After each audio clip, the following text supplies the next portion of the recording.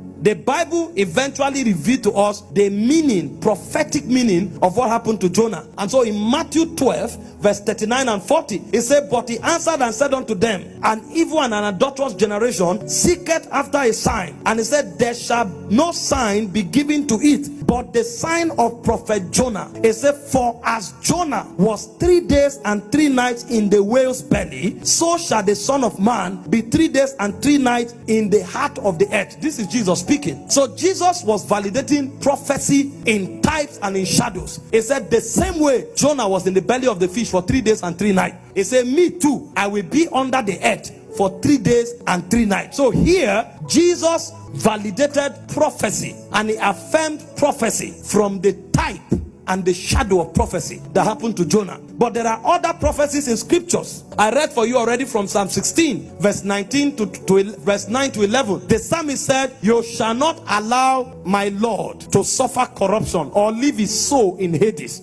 Psalm 16 verse 9 to 11, quickly.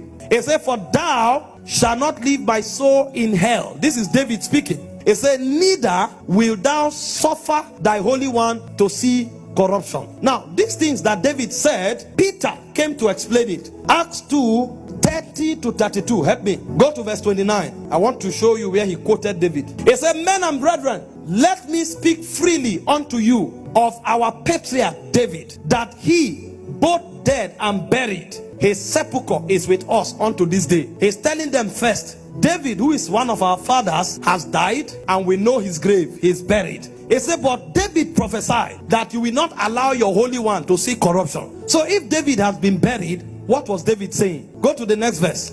He said, "Therefore, being a prophet, and knowing that God has sworn to an oath that of the fruit of his loins, according to the flesh, he would raise up Christ to sit on his throne." Are you seeing why Romans 1:3 said he's the son of David according to the flesh?